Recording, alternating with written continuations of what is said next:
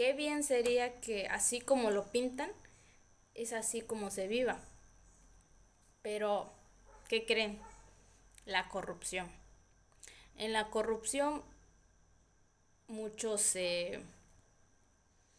su moral o su ética no existe ahí. Simplemente, ¿sabes qué? Te doy tanto dinero, yo soy culpable, pero yo no quiero ir a la cárcel. Por tanto dinero, tú esté a mi favor. ¿Ok? El juez, el ministro, ok, te voy a declarar inocente. Pero yo cuando yo escuchaba acerca de la Suprema Corte de Justicia, que, que la Suprema Corte de Justicia es el que imparte justicia, válgame la redundancia, eh, yo al escuchar eso, yo como que me emocionaba de que qué bien tenemos o se tiene alguien encargado de impartir la justicia tal como debe ser. Pero que nos topamos, o me topo, con que no es como se pinta. Algunos ministros, no puedo decir todos, algunos ministros no son, o no es como debería ser, eh, no son imparciales. Un juez tiene que ser imparcial, no tiene que ser a favor de una parte y no estar a favor de la otra. O sea, el juez no tiene que estar a favor de ninguna de las partes. Cuando los casos llegan a la Suprema Corte de Justicia, se leen, se llegan a tal punto, a tal grado, pero incluso hay casos que no pueden ser o que no son como que mmm, dicen, no, pues es que esto me puede generar eh, cosas malas a mí, yo no lo quiero. Y de hecho hubo un caso, o sí, un caso más bien, eh, de una persona en la que hacían lo que es la desaparición forzada. Y esto no se pudo resolver aquí en México. Eso tuvo que llegar, pero hasta otro nivel, tuvo que llegar a la Corte Interamericana de Derechos Humanos. En México nos venden la idea de que somos un país libre, somos un país soberano, somos un país democrático, un país en el que existe la justicia, en el que existe el derecho a escuchar, ser escuchados, en el que nuestra voz vale. Pero yo pienso, o debería de ser, que en la Suprema Corte de Justicia existan personas que realmente se interesen por nuestros derechos, porque no se vulneren, porque nosotros como personas y como mexicanos en nuestra Constitución nos dice qué derechos tenemos y qué obligaciones. Sin embargo, muchas veces como que se pasa de desapercibido o no sé. Y en la Suprema Corte de Justicia deben de estar personas que realmente quieran hacer justicia e impartir justicia. Y ahora bien, ¿cómo llegar a ser ministro de la Suprema Corte de Justicia? En el artículo 95 constitucional nos dice que para ser electo ministro de la Suprema Corte de Justicia se necesitan algunas cosas o algunos requisitos más bien. El primero nos dice que necesitamos ser mexicanos por nacimiento, en pleno ejercicio de nuestros derechos. En segundo punto, tener menos o tener cuando menos 35 años cumplidos.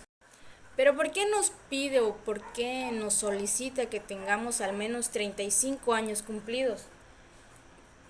Bueno, una persona que ya tiene 35 años o que tiene más años en su edad, es una persona que ya tuvo experiencia, que ya sabe cómo manejar algunos asuntos, que ya estuvo o que se mantuvo en lo que es, que conoce las leyes, que conoce su constitución, que sabe dirimir entre lo bueno y lo malo. Y una persona que no tiene eh, como los 30 y más, aún como que no ha pasado por tantas cosas, no ha conocido o ha experimentado más cosas por las cuales diga, ¿sabes qué? Yo me siento listo, yo me siento preparado, yo quiero ser ministro. Una persona o un joven que le gustaría ser ministro, siento como que no.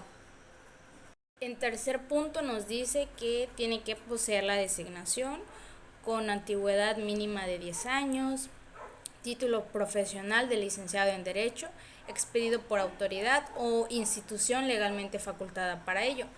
Y qué bien que pidan que sea un licenciado en Derecho. No es por discriminación a otras licenciaturas, pero un licenciado en Derecho ya conoce su constitución, ya leyó su constitución, ya estudió la historia, estudió por cuántas cosas ha pasado México, porque México requiere un cambio y el cambio somos nosotros. Nosotros, estudiantes de derecho o ya profesionales de derecho, ya empezamos a conocer qué es lo bueno, qué es lo que ayuda a la sociedad, qué es lo que perjudica a la sociedad. Y nosotros conocemos nuestras leyes, conocemos nuestros códigos, conocemos nuestra constitución, conocemos nuestros tratados, conocemos en qué momento se vulnera el derecho de nosotros como mexicanos, en qué momento si una autoridad nos nos, eh, nos discrimina o en qué momento nosotros somos eh, este o en qué momento nosotros somos silenciados. En cuarto punto nos dice que se necesita gozar de buena reputación. Y qué bien es que se goce de buena reputación. ¿Cómo es que alguien que ya tiene una mala reputación sea un ministro? Una persona que va a hacer algo para la sociedad o para ayudar, su expediente o lo que haya hecho con su vida debe hablar bien de esa persona. Porque no solamente al momento de ser ministro, uno también como persona debe de saber cómo comportarse ante los demás. Y nosotros igual, los estudiantes de derecho, profesionales de derecho, debemos de vivir conforme a la ley nos indica, porque nosotros ya conocemos nuestra ley, nosotros ya conocemos nuestros derechos. ¿Cómo es posible de que sabiendo eso, conociendo eso, no lo hagamos? ¿O qué está pasando ahí? Siguiendo nos dice que no haber sido condenado por delito que amerite pena corporal de más de 1 año de prisión, pero si se tratare de un robo, fraude, falsificación, abuso de confianza y otro que lastime seriamente la buena fama en el concepto público. Un ministro o alguien que quiere ser ministro está en el ojo público y como todos sabemos, la gente siempre va a buscar sacar trapitos sucios al sol, trapitos sucios que tengamos por ahí escondidos, y por eso es bueno que nosotros tengamos una buena conducta, que tengamos buena fama, que no tengamos algo que nos vaya a perjudicar. En quinto punto nos dice haber residido en el país durante los 2 años anteriores al día de la designación. En sexto punto nos dice que no debe o no tiene, debió haber sido secretario de Estado, fiscal general de la República, senador, diputado federal, ni titular del Poder Ejecutivo de alguna entidad federativa durante el año previo al nombramiento. Los nombramientos de los ministros deberán recaer preferentemente entre aquellas personas que hayan servido con eficiencia, capacidad y probidad en la impartición de justicia, o que se hayan distinguido por su competencia y antecedentes profesionales en el ejercicio de la actividad jurídica. Bueno, eh, hablemos acerca de los órganos jurisdiccionales del fuero común. Nos dice, o más bien los órganos jurisdiccionales son los jueces y juezas civiles, los jueces y jueces familiares, mercantiles, civiles y familiares, penales, penales de control, tribunal de enjuiciamiento, jueces y juezas penales de ejecución, entre otros. Los jueces y juezas del fuero común conocerán en primera instancia de los asuntos que les corresponda conforme a lo previsto en la presente ley y en las normas contenidas en los códigos sustantivos y adjetivos de la entidad. Cabe aclarar que esto es de Hidalgo y pues su código, en su código pues lo podemos encontrar en el artículo 55 y el artículo 56 del Código de Hidalgo.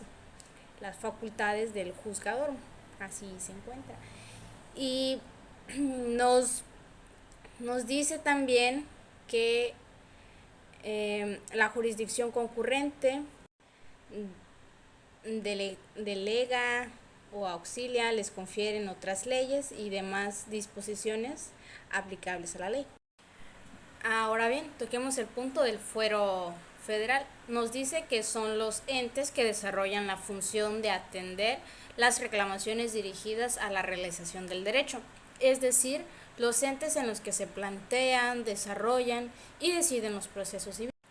Y los del fuero militar pues son referentes a lo que es su zona con los militares. La importancia de cada uno de estos tres es que entre ellos o en cada una de sus áreas resuelven sus conflictos o los delitos que se cometen en cada una de sus áreas. Si no existieran los órganos jurisdiccionales que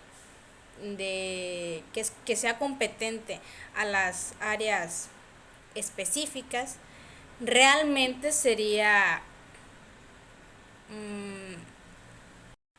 un caos, porque no existiría como que una separación entre estos tres, porque no podemos comparar lo del fuero común con el fuero militar, no podemos comparar el fuero federal con el fuero militar.